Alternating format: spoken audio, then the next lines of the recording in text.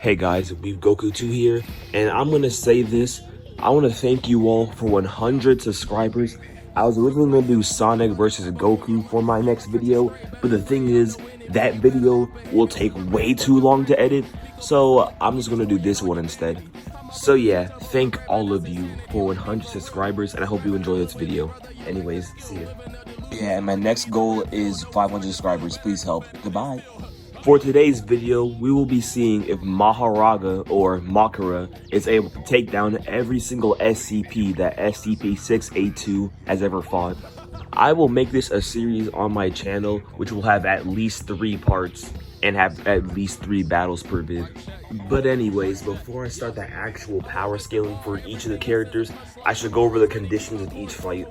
Basically, Mahoragah will be fighting them at the exact point that SCP-682 fought them. And he will also be fighting them under the same conditions and also the same location. I will also be using Mahoragah at his prime strength, which his best would likely be the fight against Gojo.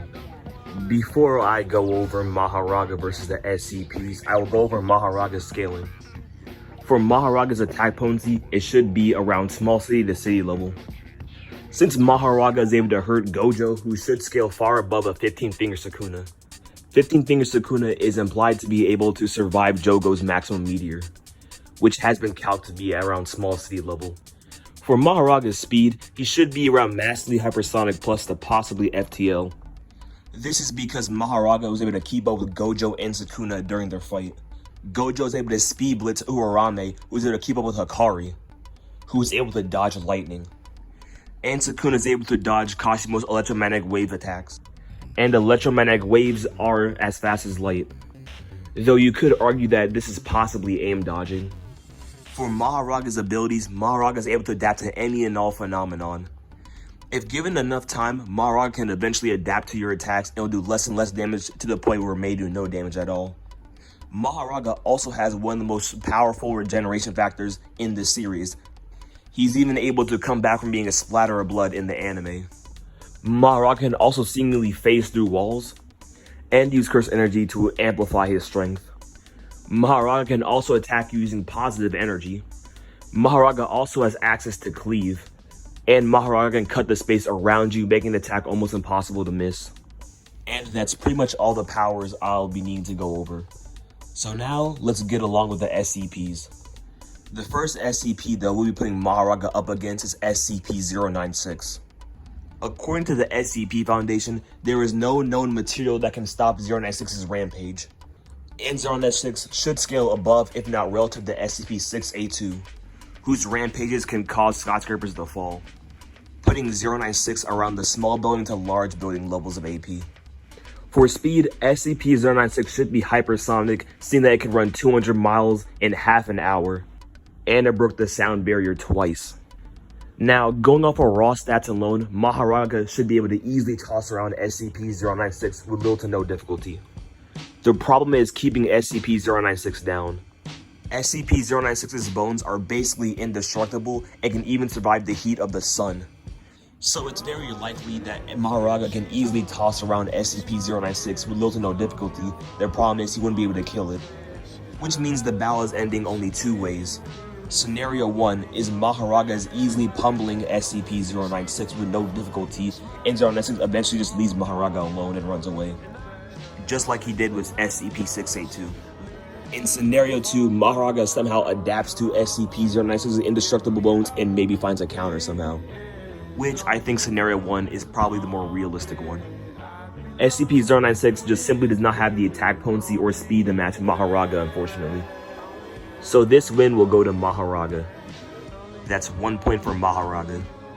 For the next battle, we will do Mahoragah versus SCP-173. SCP-173 should also be within the large building levels, since it's able to harm SCP-682 and shatter 096's bones. For speed, he should be high hypersonic, seeing that 173 is able to travel around countries in minutes, and also he can snap someone's neck in 10 microseconds. For this battle, Mahoragah obviously has the advantage here and would likely easily destroy 173 with 1 hit.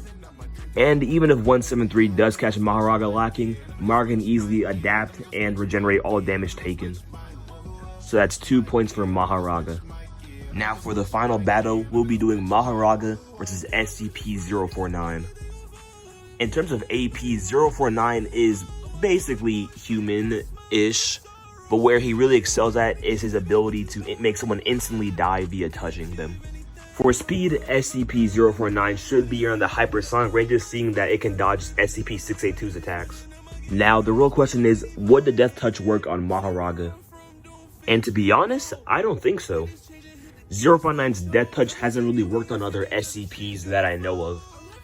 He was able to touch SCP-096, and 096 was not affected by it. He was able to touch SCP-682, SCP-682 was not affected by it. And if I remember correctly, he tried to touch 173, and 173 was not affected by it either. So it seems that the Death Touch only works on humans and other animals. Which, if that is the case, Mahoraga is going to survive the touch and beat the shit out of 049. No difficulty at all. The score is 3-0. Alright, that's all the battles I'm going to do today. Thank you for watching. Like and subscribe. You know the thing. My next goal is 500 subscribers. Peace. Wait a minute. Peace isn't my outro. My outro is bye-bye.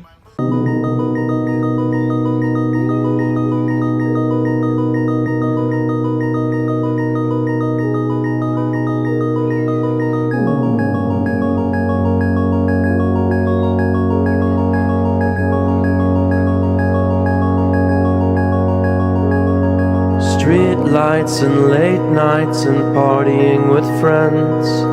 Those times they fly by and then the party ends. Gather all your things and begin the walk of shame. Head pounding and wondering what was there to gain. I'm up, I'm down, I hate this town. I fucked around just to find